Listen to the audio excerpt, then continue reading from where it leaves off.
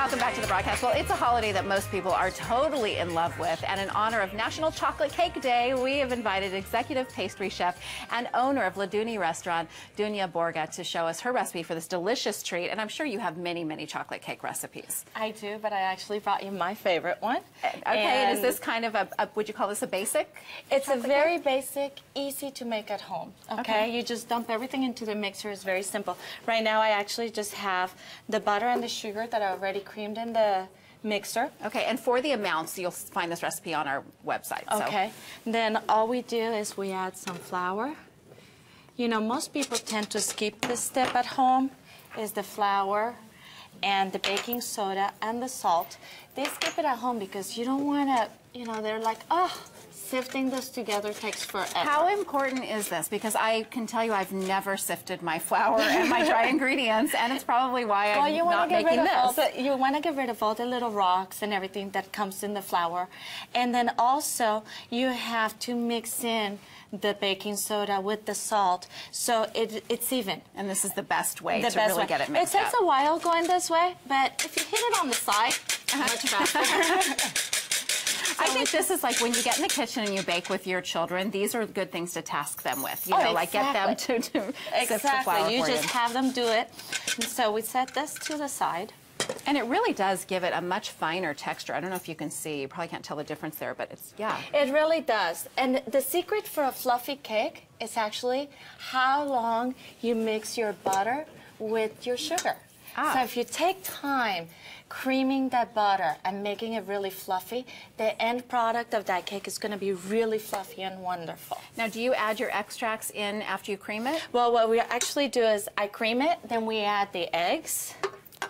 And I always like to add my extracts to my liquid. In this case, it's actually espresso or hot coffee.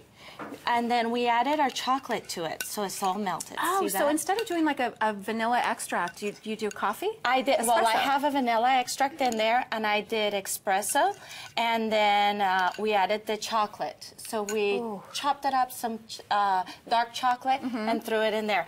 You do want to use a high-quality chocolate for this. And I'm imagining a high-quality espresso, too. No, not really. It doesn't matter? You can actually just regular drip chocolate, coffee from your coffee mixer. Well, whatever you drink for that morning, just throw a little cup on the side. And you do that because does it help with the bitterness of the chocolate, or I actually love coffee and chocolate together, and I think it gives it a great flavor. So you just add those to your mixer, and then you're going to go with your flour. You add a little bit of your flour. When you start with flour, then in this case, we're actually using sour cream.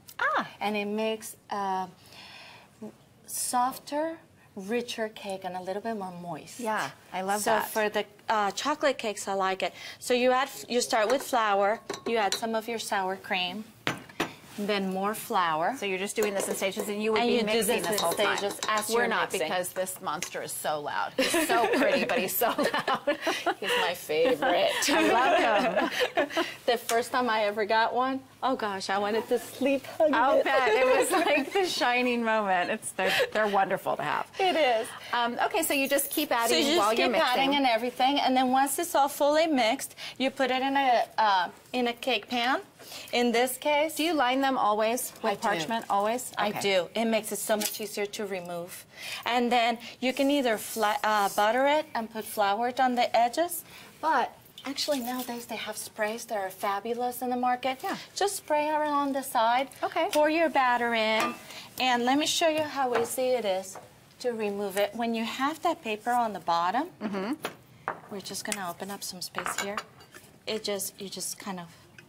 Oh, wow. That's very easy. It comes out so easy. And then you do it top down like that to ice it. Okay. I'll turn it over. I cut that edge off so it's straight, and I put that on the bottom, and then this is my top. Oh, it's so beautiful. Look at that. It's like you know what you're doing. Well, I love you when can you come always trick them.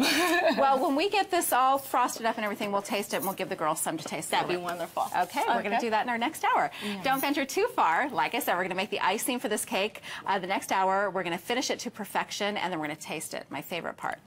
To get the recipe for the cake, just log on to our website at thebroadcasttv.com. Click on today's links. Kiddos love to learn about how things work, and when we come back, we'll see some fun science experiments that'll jumpstart their little minds. Don't go anywhere.